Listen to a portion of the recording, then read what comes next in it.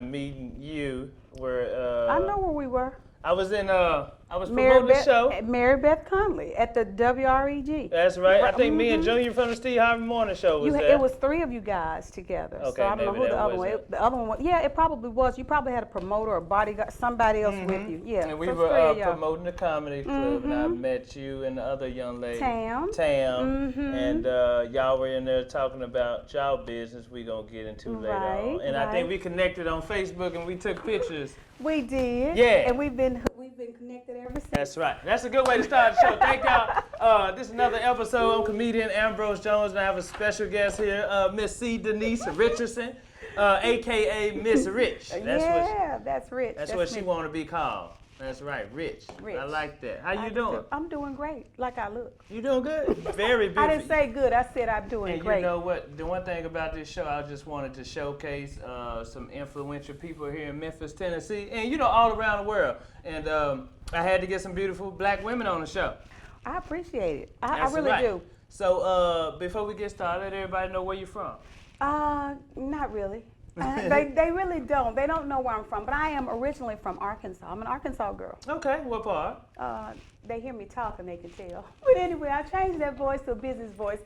From actually across the bridge by way of Helena, a little bitty small town called Helena, Arkansas. And then my mom, who's an RN by profession, was offered a job in Memphis. Okay. And we moved to West Memphis, though. She didn't feel great about Memphis, so she moved the closest to So West Memphis was good back in the day? Well, she thought it was. Oh, she thought it was. I was going to say. She thought it was. She thought it was a little small community, similar to where she was from, Helena. Okay. So both of them are real small towns. Right. So she felt comfortable living there and working here. So. Okay. Yeah. And then y'all came over. No, she still didn't. I got married and came over this. Oh, okay. She's still in West Memphis? Mama like West Memphis? She's still in West Memphis, and I'm her only child, so. So you got to go back across that bridge and see her every now. I dread it. I hate going to Arkansas. I mean, I don't want anybody, don't be offended. No, West Memphis cool. That's just a whole nother place over there. It is. It's just, it's just once you've been exposed, can I say this, Ambrose? Yes, you can say whatever you like. This is the 3811 First Show. The 38114. So it's like, I thought it was cool when I was younger. I dated this guy who was a few years older than I was, and he beat the crap out of me on a regular basis. I'm going somewhere. And so when I met the guy that I'm married to now, I was exposed to different. And so although that guy has grown, he's evolved, and he's married, great for he and his family, but I was exposed to something different, and that's similar to what it is. It's not that I despise Arkansas or the guy. So that's the analogy. Right. And so, and then too, I think about when you're exposed to different, it's kind of, I love being over here. Now I want to go even on. I want to live somewhere else. Yeah, I feel. So you know what I'm saying? Yeah. Shout out to Mr. Richardson. Hey. Good black man out there. That's right. There's some good black men left in this world. There are a few. There are a few. Yeah. All right. So here in Memphis, you came over here. You got married. Yeah. Here in Memphis, moved to Memphis. Okay. You funny as hell. You're funny as hell. I appreciate that. You know what? I appreciate that. You are. Okay. So the school is the only high school in West Memphis. It's West Memphis High School. I think now they call it the Academies of West Memphis, but it's no longer called West Memphis High School. It's the Academies of West Memphis. Okay, and you graduated from there? I did. You did? I did officially graduate. Okay, and then you came to Memphis? No, I actually didn't come to Memphis until I was like 30, I think. Okay, so you still over there in West Memphis? No, I'm here now. I've been here about. No, I'm saying after graduation you was in West Memphis. I was still in West Memphis. Did you go to college? I did. Okay. I did. I actually have 4 degrees that I earned. Okay. Are you a doctor? I am, but not a medical doctor. My profession and background is education. Okay. I'm an educator by profession. I'm an ELA, English Language Arts. For those of you who don't know, ELA is English and Language Arts. So then went back to school because I always wanted to be around. I thought that was the way for me to help and give back to the community, was to educate and be around young girls. Okay. It was just something, I can't explain it in words, Ambrose, but I had a difficult childhood. Everybody thought it was great being an only child, but I had a lot going on in my life from an early age. And so I always knew that there were other girls, and I didn't think about sociology or social work or anything like that. I was like, I need to be a teacher because I'm good at writing, I'm great at talking, so let me get in. Wrong reason, but you know, I had a great love for children, especially girls, because I was a girl. So that's good. Yeah. What college did you attend? One was for my undergrad, I went for a small duration to a college in Arkansas, ASU, for briefly. Okay, shout out ASU.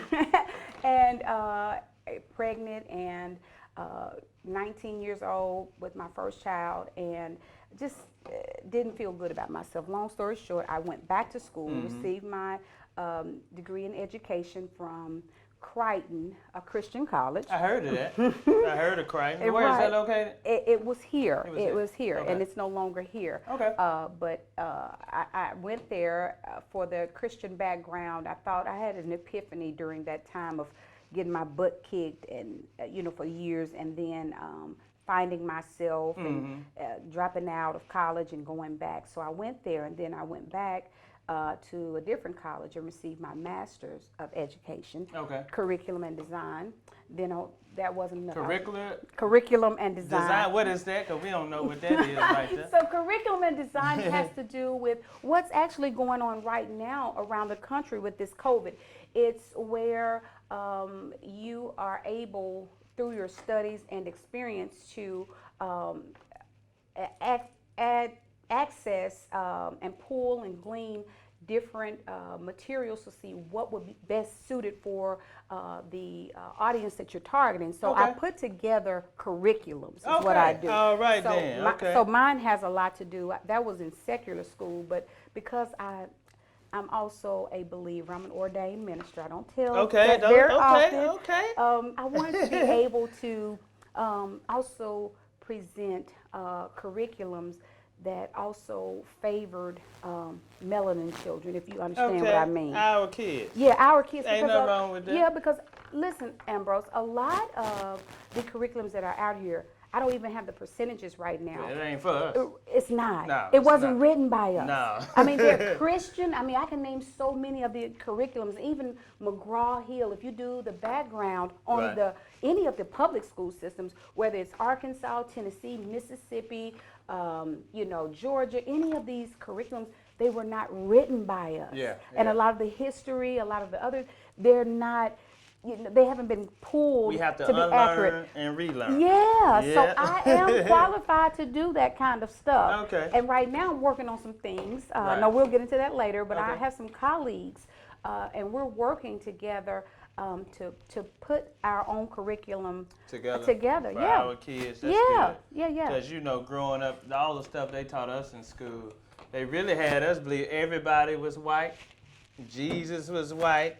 Don't start this. Don't do that, Santa Ambrose. Claus, white. Don't do it, Ambrose. Everybody but but they had us believing Boogeyman black. And the devil was red or with black. Yeah. Maybe, I don't know. The Boogeyman and the Candyman is black, but everybody else is righteous is white. Right. So that's where I am now. I'm like, we have some great curriculums. I mean, I was in school, and these are the curriculum that I use, but we have a maxim: when you know better, you do better. Right. So everybody doesn't apply that, but it's going to be a lot of work to do that. But there are programs out here. I have colleagues who are already doing the work. They don't necessarily have a curriculum or curricula that we can choose from, but they're implementing information that is history-based, fact-based. Right. We only had 1 month, February. Right. And then there are the common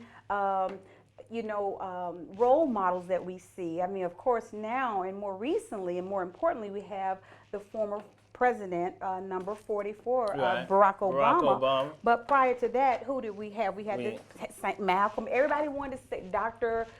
King, and that's all well and great. But when we look into the diversity of the colored people themselves and look at our history, there's so much more that we contributed. Yeah, we're rich. Yeah, exactly. We're so rich. Yeah, I like that, rich. We contribute so much to this world. We did.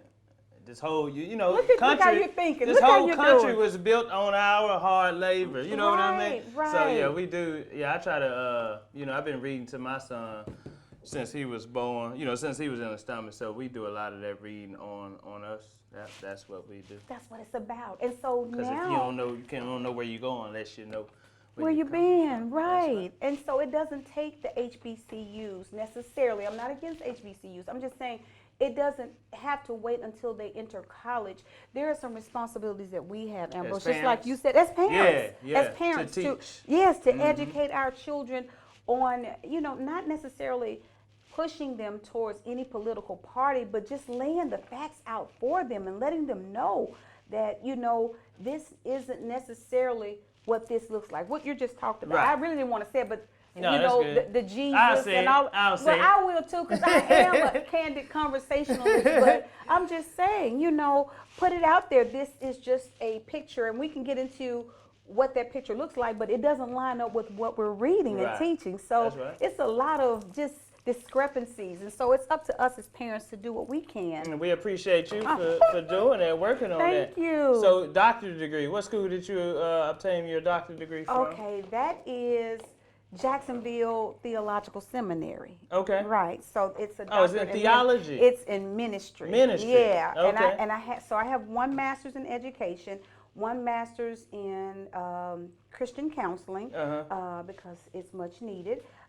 And then I'm working now on an EDD. So it won't be a PhD, it'll be a doctorate of education, which there's a lot of back and forth between which one.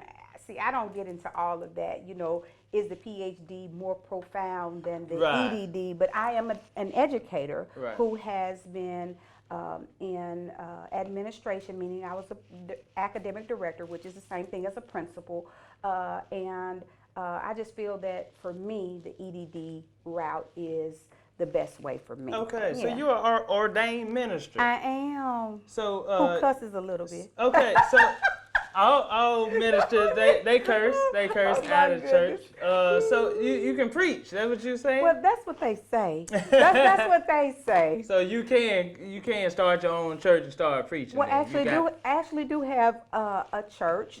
Okay. Actually do have a standalone outreach ministry as well. So the church is Extreme Life Changers. Okay, shout it out. Is it here in Memphis, Tennessee? It is. Okay. So shout out to Extreme Life Changers and Life Changers Outreach Ministries, which is a standalone. So shout out.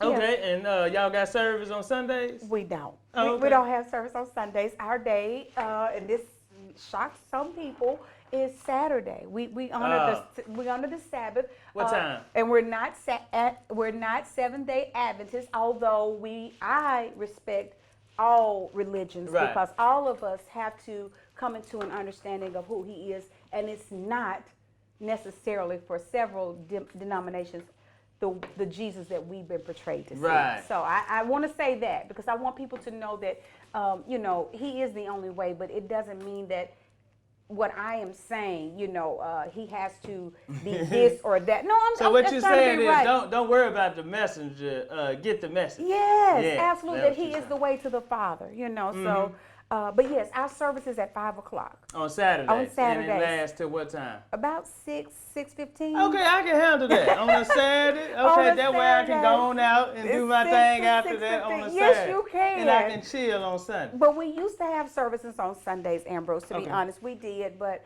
my husband has transitioned, and as he has become more enlightened and more convicted about certain things. And keep in mind, this is the guy who knew me 2 weeks and said, he's a Southside scrapper, by the way. What's up, Southside? What's Southside? Southside scrapper?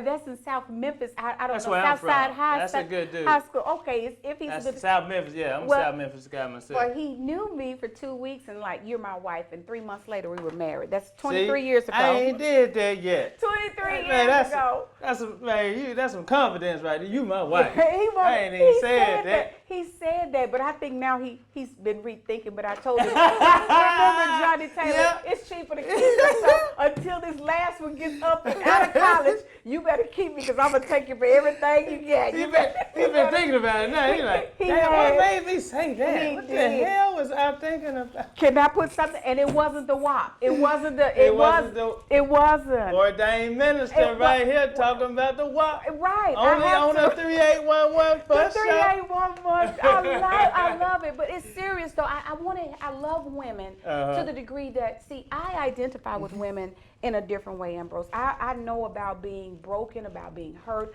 about feeling inferior. And I don't want to blame white people, but I had a real inferiority complex when it came to white girls and white women. Right, okay. And it had nothing to do with anything that they said. Now, I can't really say that it has something or not to do with what I saw on television or in magazines. I really can't say that, but when I see us blame, and I mean women of color, black women, say that white people have done this, my insecurities, I really truly believe, came from the sexual abuse that I experienced as a child. That had me to have low self-esteem. I think it had something to do with me at 16 until I was 19 getting my butt kicked, almost 20 years old. So for 4 years, I was getting beat on, you know, when I thought I was attractive. I mean, I didn't really feel it, but I would hear it all the time how attractive I was. I mean, back in the day, I was a different person back in the day, but evidently I didn't feel good about myself because I allowed this guy to do this to me. And so when I try to help women, when they look at me and they see my husband and they think, well, he's this and he does that for you, it's because I had already set a standard and a level of expectation for the next guy. Okay. Because I had been hurt so many times. Okay, talk to the women. Yeah, I'm just saying, I just wanted to put that out, Ambrose. Because the work that I do is whether it's in the classroom with minor children, because 8th grade was what I taught, ELA, 8th grade. But when I talk up to women about women who want a serious relationship, not women who want to use the WAP with different, Right. I'm talking about women that's serious, ready to settle down. Right, who want this man and you feel like he belongs to you because you're being intimate with him. There are techniques, and everybody can't use these at home, but there are some tried and true techniques, because I do believe that men want to know that you're different. I do believe that men want to know that you're not like every other woman, whether that's a gold digger, right. or whether that's a woman who is indiscriminately having partners with random people and he doesn't really want to accept that at that time. Right. I'm just saying, for the women who want to be married, I'm your girl, especially if you have mountains that you need to move in your life, and that's where mountain movers. I had to pen this, mountain movers. I didn't even know she got books and everything. Mountain movers, moving mountains, Ambrose, and taking names. Dr. C. Denise Richardson, right here, moving mountains, moving mountain movers, moving mountains and taking names. Yeah. Okay. Let everybody know where they can get this at. So you can come to me. You can hit me up on any of your social media sites. Whether it's C. Denise Richardson on all of your social media channels, that's Periscope, Facebook, Instagram, any of those. Or you can go to Amazon and get it. Okay, so Amazon. Mountain Movers on Amazon by Miss Dr. C. Denise Richardson. You can call me Rich. You can just call me Rich. Yeah. And then we just gonna get into all this promoting your stuff. Well, I wanted to. She tried to get it in. I know before it was over. Well, let me say this, Ambrose. No, go ahead. Do your other book. Right here on the 38114, I wanted to give. I was going to actually. However you wanted to set it up, I was going to actually give. Oh, let's do that later. Let's do that later. Okay, because even this isn't mine. This is something from I purchased from a sister friend of mine. She's a black woman. And smell that. Any woman would be blessed. This is the stuff I do for women. Oh, doesn't it smell good? And I do natural soap. I use black African soap. See, she does an amazing job. Yeah, that's good. So that's black business. I support women. And what's her name? Her name is Elizabeth Merriweather. You can look her up with the Well Station. And this bath bomb. Yes. And if y'all use it, just don't tell nobody. Because I always been interested in using me a bath bomb, but don't tell nobody. Don't tell nobody. let me say this. I'm going to send this home with you. You can give it to your lady, your okay, baby. but what if I don't have a lady? Well, I'm just putting it out there because you said you don't want to tell nobody. Right, then I'm going to use this goddamn that I've been wanting to use a bath bomb, but don't tell nobody. Don't tell nobody. This is oatmeal? Well, whatever it has on there. I didn't know which, all of them are different. This so which one is it? Okay, yeah, I ain't going to put that in my bath one. I'm not into stuff like that. He's not into it, men, and I get it. That you're not interested in stuff like that. Yeah. Elizabeth Merriweather. Yeah, of the Well Station. The Well Station. Y'all look her up. Look her up, the Well Station. I put that over there. Yeah, put that on and put that. And then get into now what we was talking about your church. Yeah, but you know what I want to talk about though? Yeah. I want to talk about D.M.S.T. You met me the day that we were actually on the show together, and we were talking about y'all were talking about D.M.S.T. Domestic Minor Sex Trafficking. Yeah. Okay, what is it? Domestic Minor Sex Trafficking. Okay, right. Let everybody know what that is about, because that's very important. So D.M.S.T, and that's some of my work. That's one of my platforms. Is what I do with my nonprofit, Life Changing Outreach Ministries, along with a colleague that you met, Tam. Shout out to Tam. She's going to be on the show, too. Of Story Safe Haven. Yeah, shout out to you, Tam. So what we have done is we're working collectively and collaboratively together with our nonprofits. She has one as well as I do. And what we're trying to do, Tam is a little bit more extreme and different than mine, because she wants to set up the first standalone housing unit for teenagers, especially teens of color, whether they're male or female, who are being sex trafficked. Now, what we mean by domestic minor sex trafficking, we usually think of sex trafficking in other countries or third world, but it's happening right here, even in Memphis. It's happening right here in Memphis, Tennessee. I heard Georgia is one of the biggest hubs. It is. Right. It is. Every time I go to Atlanta, I see a lot of vans. Oh my God! See, look at him, because I have a van.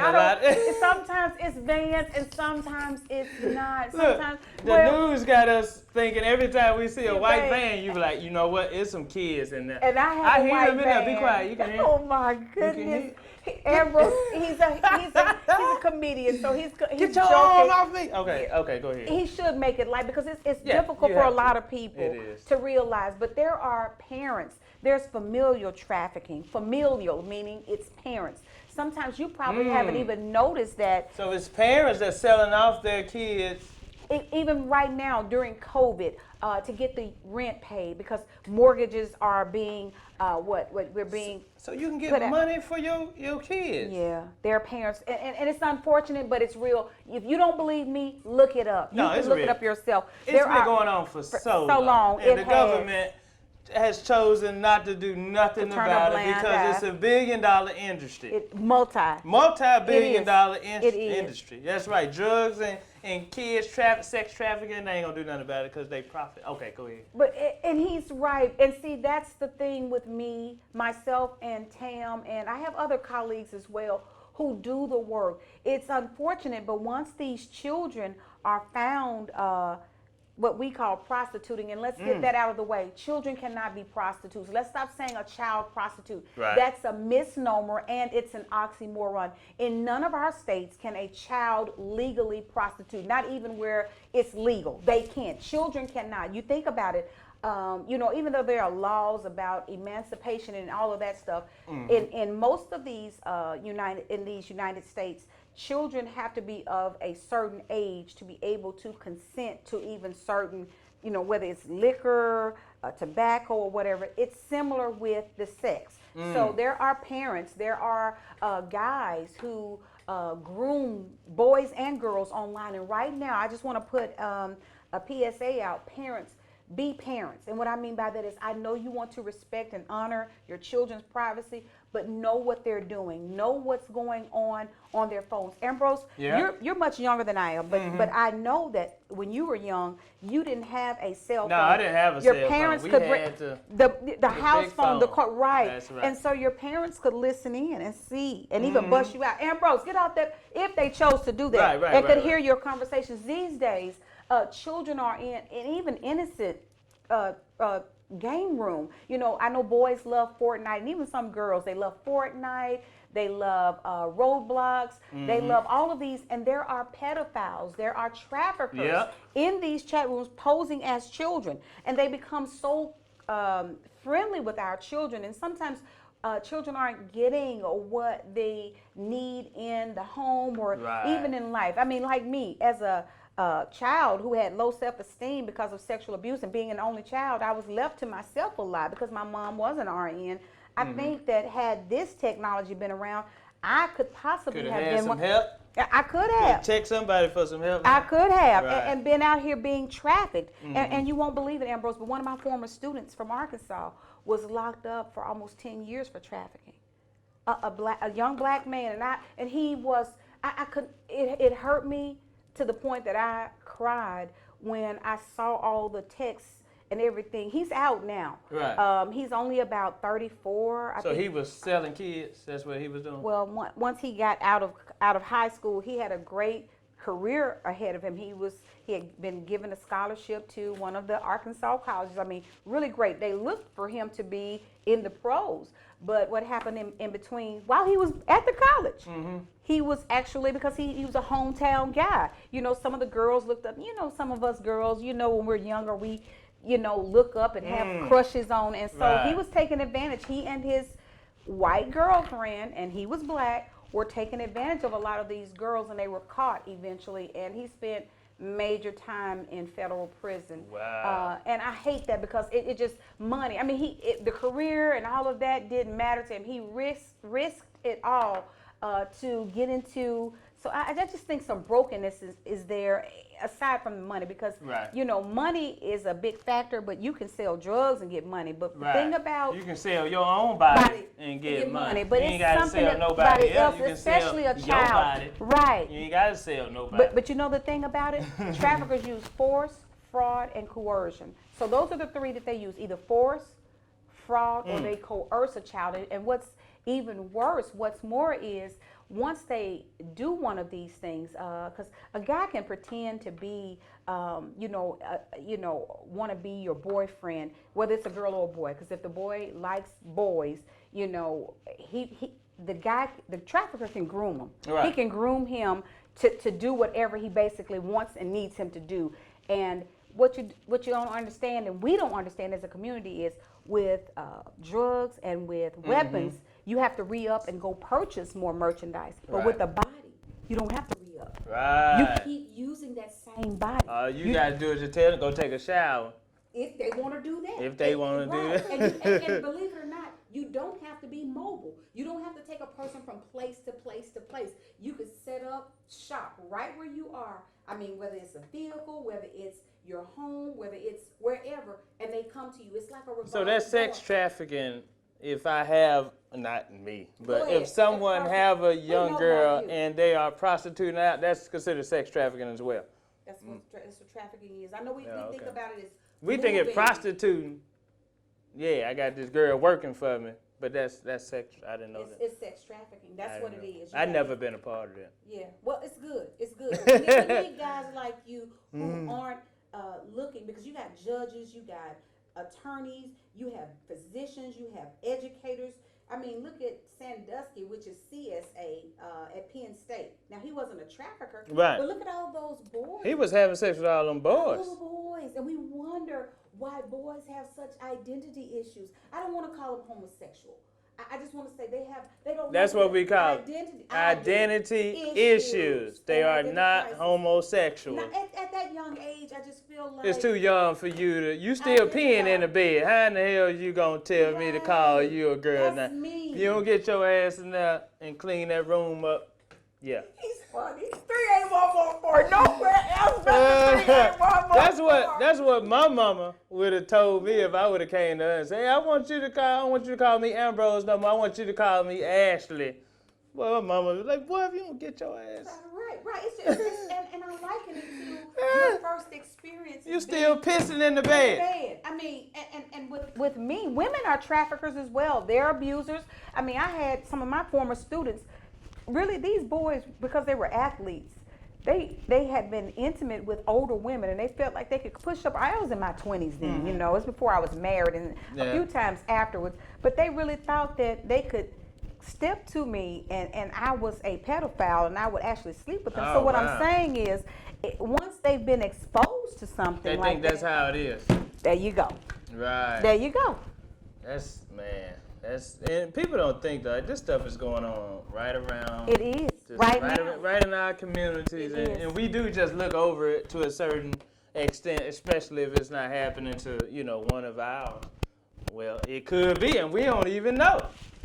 There you go. There you go. Because my family members say that they didn't know, but it depends. I mean, we offer training, and I want to say that Tamala and I both offer various trainings. That's right. Where can they get in contact with you if they, having issues like that going on, sex trafficking, or what about if they just been abused or anything like that? I do that as well. I also have colleagues, if they're being abused physically, I had to get training and go through training. See, there's a lot of stuff under this hat and this weave. Right. That it's not just because of my experience, though, Ambrose. I had to go and get training. So a lot of things that if I say I specialize in them, please know that I've gone through and received training, and I still am relevant, meaning I still have to go in and get CEUs, continuing education units. But you can reach me at 901-729-9476, 901-729-9476, or look me up on social media, For Kids Sake Inc. So it's For Kids Sake Inc. That's an easy way if you need training for prevention of sexual abuse, because it's happening, and even worse now, Ambrose. And you brought up a great point about Georgia. I mean, there are hubs. Georgia is one of the largest hubs in the South. I mean, that's the other type of trafficking where they are going across state lines, but please know that trafficking does not have to move. It doesn't have to be mobile. It's just the fact that you have a child, and you have individuals, whether it be men or women, coming in to be intimate for sexual pleasures and gratification, for money, for pay, for anything of value. And by most measures, these children have already been sexually abused. A lot of them, and even in natural disasters. That's why I keep bringing it up, because we're in COVID. During natural disasters, let's think about hurricanes and earthquakes. When FEMA comes out, there are people we've been trained to identify, and when I say we, I mean ambassadors and facilitators, educators such as myself and my other colleagues, to recognize that these people will show up. Ambrose was teasing because he is a comedian. Yeah, I'm a comedian. I'm just shedding light on the situation. That's my job. That's his job. I'm not making fun. Right. But see, I know they know you, but for the ones that I'll be telling to watch, I want them to know he makes light about the vans, but that is true, because when we have natural disasters, hurricanes, earthquakes, COVID, there are, FEMA comes out a lot of times to help in these matters, and there are traffickers who pose as FEMA workers. See, a lot of people don't know that. They smart. Right, and so what they'll do is come out, and you think about it, when you're desperate, you've lost everything, your home, your family is, separated, or, displaced. They'll come out and they'll tell you, well, we have this amount of money for you. Come on the van and let's sign this up. We're going to take you to a hotel. People aren't really thinking rationally. All they're thinking is, it looks legit. Wow. It sounds legit. They have on these shirts, but see, you have to check credentials. Just like me. You asked me a lot about my credentials. Where your paperwork at? Right. Where your FEMA ID at? Absolutely. You ain't got no uniform on or nothing. And that's the key. He hadn't even been in the training, and it's a fact. They'll put on clothing or attire that resembles FEMA, but the logos aren't there. You ain't got no logo, no name tag. Nothing. No badge, no nothing like that. So I just want to help us because these children are growing up and they're angry. Yeah. They're angry. They've been violated. Then we have our girl who was just released for murdering. I forgot her name. Murdered her accuser. Yeah. Well, the guy that did it to her. Right. And she just got out of jail. Oh, I don't even know why I bring her name up. I can't even think of it. But my Because goodness. I sure can't. Because Tam and I signed it. We went to Capitol Hill numerous times to make sure that she, was she was released, on clemency. A lot of people have a lot of, clap back saying, well, why is she on provisional probation? Well, she took a man's life. I mean, so I'm excited that she's out. She's doing well, Ambrose. That's good. She's married. I mean, she is doing... She's married already? She's married. He married her while she was in prison. Yeah, she was talking to somebody in prison. That's right. That's right. And all I'm saying is she has a book now, and she is doing some amazing things. She's living her life of purpose and in authenticity. So I'm saying while we're nitpicking and whining about being on provisional probation, she's happy. Look her name up so we can. Okay, yeah, because so I need to know. Talking about her. She's doing some amazing work. So, do you think if a child that's been sexually assaulted, sexually abused, when they are kids, so when they get older and a sex trafficker, approach them talking about, doing this and that, you think that, like, mentally the kid already think, like, okay, this the way it's supposed to go? I think that... Since you said most kids that's been sex trafficked have been abused when they were younger. Well, I think that they do realize that there's something that's just not right, but it's almost like they've been brainwashed. It's almost like the trauma, because they've been traumatized. Right. And they've experienced this for so long. They know it's not normal, but they don't know what is normal. They don't know what normal looks like. All they know is that this doesn't feel right. It doesn't seem right. But think about it. I have one of my producer friends. You may know him, Dula, from Reality Records. Yeah, so the young lady's name is Centoya. We found out her name is Centoya Brown. And I helped her. I signed the petition to release. I don't know. My mind is just. Dr. Rich got so much going on. It's terrible. But anyway, yes, Centoya. Congratulations, kudos. Everything in her life is lining up. So there was definitely a rainbow moment for her. I mean, and I'm not tagging anybody for rainbow. I'm just saying there was a silver lining after all this time. But what I did want to say is, though, as an advocate, let's get this straight. The man whom she was charged with murdering was not her trafficker. He was a man who purchased her for sex. Oh. Yeah, and she shot him while he was asleep. Oh, and that's why she had to do time, because they were saying that they believed. That's why we have to read sometimes and not just go by. Right, you have to read. And even when you now look at it on Netflix, her movie, she really didn't approve the movie. They had documented her and followed her during her stint as a teenager in prison.